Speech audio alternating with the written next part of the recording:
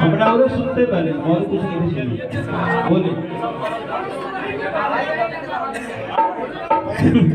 हरिया के तो बहुत हरिया कि मेरी मेरी छुआ कनी हाई का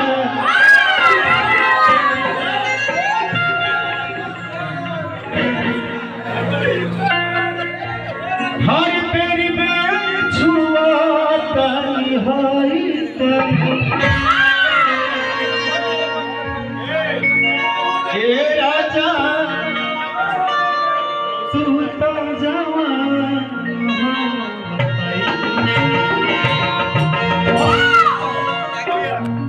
कि धारी मेरी यारी जानी गोरा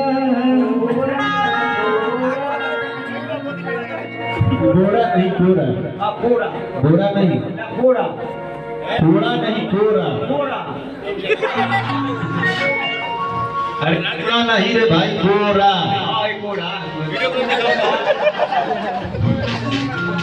गोरा माने कुदारी से कोड़ा हो जाला गोरा माने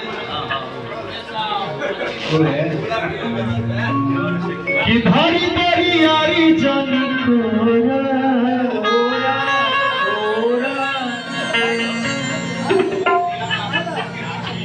अब ही तो छोट बाटी कोढ़ा ले जाई जाने को कि मेरी मेरी छुआ तानी होई का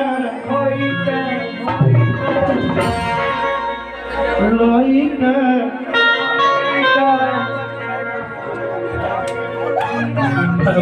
भाई का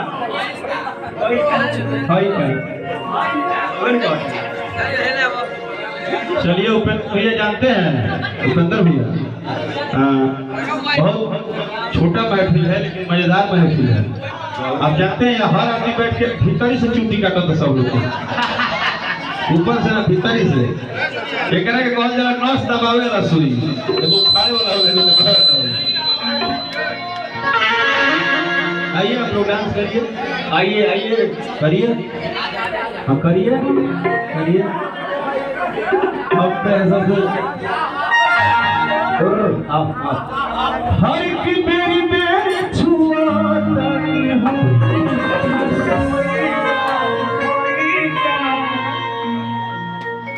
ये आप लाया सब्जी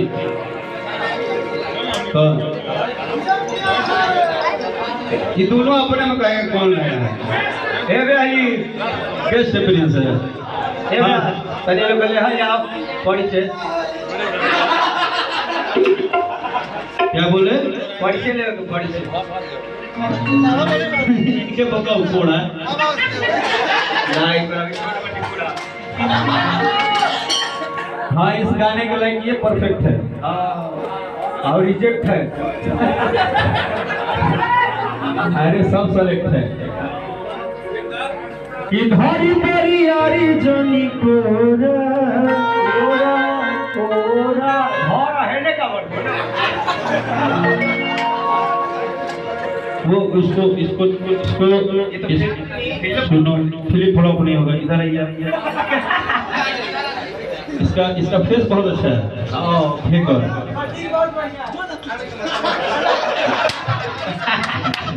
माने सब लोग इतना सीरियस में बैठे तो कटिंग देखा था क्या आँख देखा था हम इसलिए इसको बोले कि मतलब ये ठीक है कि ये जैसे डांट के बोला ना कि डांट वाली चीज नहीं है ये छोटी मोटी है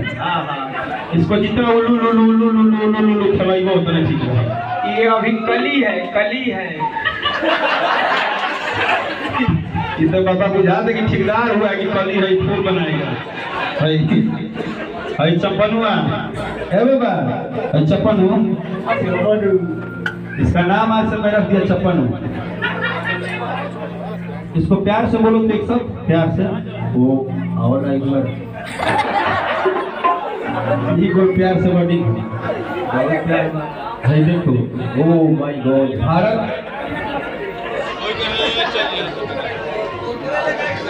ये क्या कर रहे हो भाई हम यहाँ रहे के माइक रख के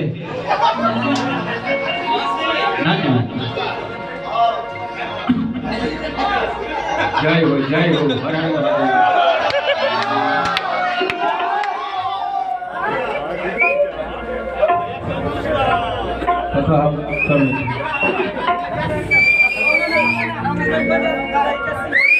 अच्छा तुम लोग को लग गया कि मेरा हालत खराब है।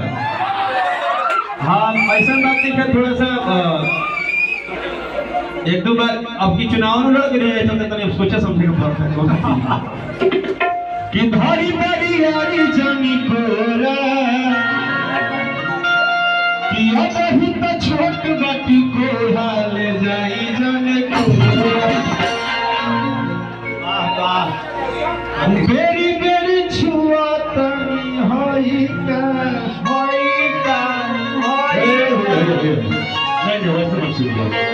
हमसे क्वेश्चन बनिए आप क्या सवाल लाइए, ये ऐसे हनुमान चालीसा मत गाइए आप, भोजपुरी की जिंदगी है आप। अच्छा हम जिंदगी है तो हम तारे के सरासरी ना पर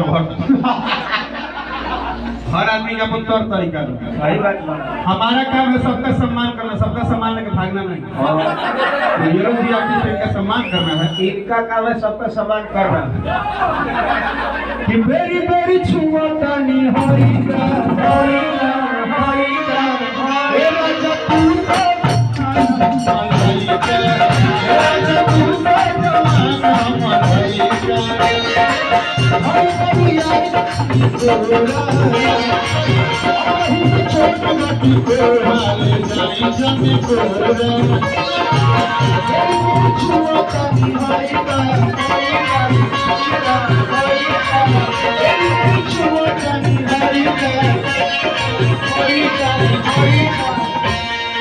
आप उधर जाइए, आप उधर जाइए। अभी तारा बॉडी के साइड में गाना गायब तो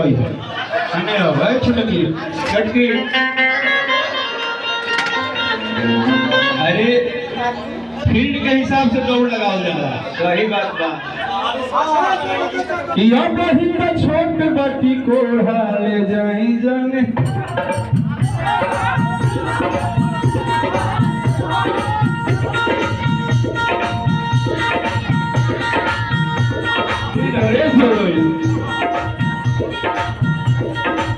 बेरी बेरी छुआ तनी होइगा बेरी बेरी छुआ तनी होइगा। देखा भोजपुरी में जब गाना को नहीं थोड़ा तो बड़ा असर देखा होते वहाँ की उम्र तारा ससुर के बराबर हो जाता वीडियो बनाओ ये असर है माने सभे के मिजाज है पहले अब देखा बीच में चाचा जो बना था तो करूँ मैं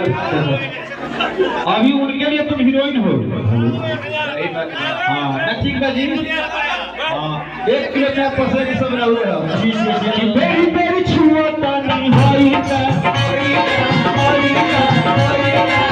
बेरी बेरी छुआ तानी होइगा ए राजा तू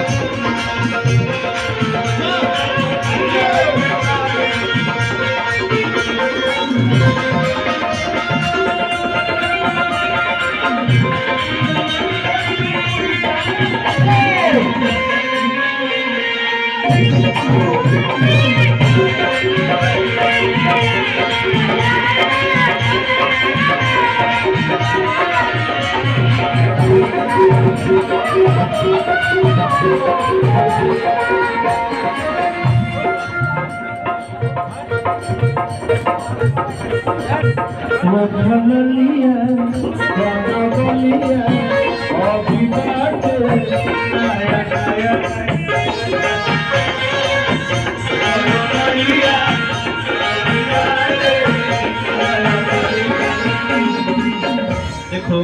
अभी तक तुम डांस कर रही थी, इधर आगे आओ। हम अभी तुमको चारों भी इम्पोर्टेंट जानते हो क्यों दिए हैं? क्यों? हमने यहाँ टिकोड़ा आम के केहू को पसंद आएगा। छोकरा में 2 गो फायदा है, नीमक के संगे काट के खाई या तरी उड़ी हो तो चाट के खाई। चाट के खाई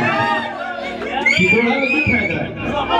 अगर नीमक के संग हो तो काट के खाई अना तो चटनी पिसबो तो चाट के खाई हां आदमी जगह सब बात के तो काट के खाई हां और किने में तो बात है लाइन हां यो ठीक है बाबा घरुआ बनेला प्याज काट के बधारी में छोटा गवाएगा क्या हमसे यही से कहा था कि एक चैत के महीना दूसरा हो गया कमीना तीसरे चोली से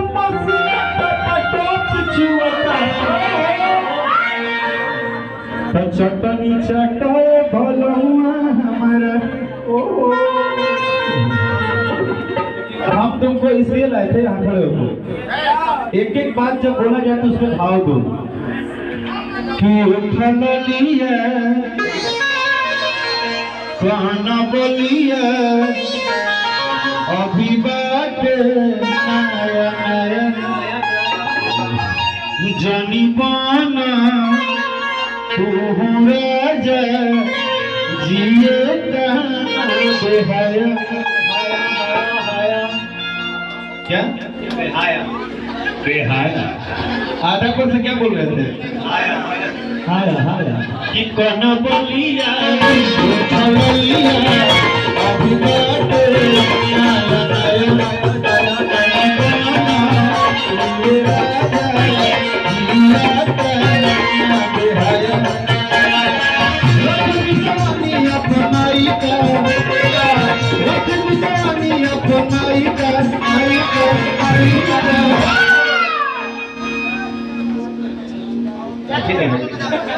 हर तरह से खर खाओ बैठे लो बढ़िया चार खाओ सबे से ढोलक झाल बात है कोई जियो अच्छा सर का माने वह डिमांड है अच्छा ही खंडी